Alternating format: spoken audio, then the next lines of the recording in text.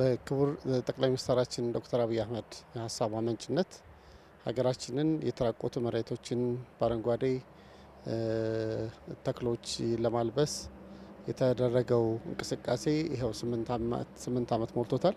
በዚህም ተራቁቶ የነበረው አካባቢያችን አሁን አረንጓዴ ልባስ እንዲሆን ተደርጓል። ይሄ የዓለም ማህበረሰብ የመሰከረለት ነው። በአንድ በኩል አካባቢን አረንጓዴ ማልበስ፣ በሌላ በኩል በምግብ ራስን መቻል፣ በአንድ ድንጋይ ሁለት ወፍ እንደሚባለው ብዙ ውጤት እየተገኘበት እንዳለ ማየት እንችላለን።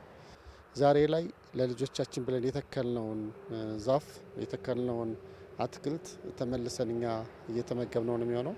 በተለይ ለመጪው ትውልድ ሚዛኗን የጠበቀች ለኑሮ ተስማሚ ጽዱና አረንጓዴ የሆነች ኢትዮጵያን ለማውረስ አሁን እየሰራ ነው ያለው ስራ የምናስቀምጠው አሻራ ትውልድ ተሻጋሪ መሆኑን መረዳት እንችላለን። እኛም በዚህ አካባቢ የምናደርገው ልማት የአካባቢውን ሁኔታ እንዲስተካከል ያደርጋል። ይሄ በአንደኛው ጉዳይ ነው። በሁለተኛ እኛ ይህን በማድረጋችን በጎረቤት ሀገሮቻችን ላይ ከፍተኛ መነቃቃት ተፈጥሯል።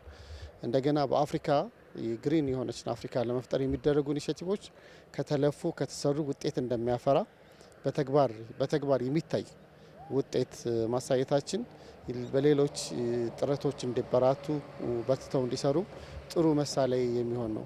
በአጠቃላይ ግን ስለ ግሪን ኢኒሼቲቭ በሚሰራበት ጊዜ ስለ አረንጓዴ ልማት በሚሰራበት ጊዜ ለትውልድ ለዓለም የሚሰራ ጸጋ መሆኑን ሁሌ ግንዛቤ ውስጥ መውሰድ ያስፈልጋል። መጨረሻው ግብ ችግኙ መትከሉ አይደለም። መጨረሻው ግብ የተከልናቸው ችግኞች ጸድቀውና አድገው ፍሬ ለሚጠለይባቸው ጥላ ለሚመገባቸው ምግብ ሲሆኑ ነውና ያን ለማድረግ እስከ መጨረሻው ድረስ መከባከብ ይኖራል። ምክንያቱም ኃላፊነቱ የሚጀምረው አፈር ገልጠን ችግኞችን ስናስቀምጥ ነው። እነዚህ ችግኞች የተከልናቸው ችግኞች እኛን የሚጠብቁ እንደሆኑ ከግንዛቤ እንወስዳለን። ተከታታይነት ያለው ስራ እንሰራለን።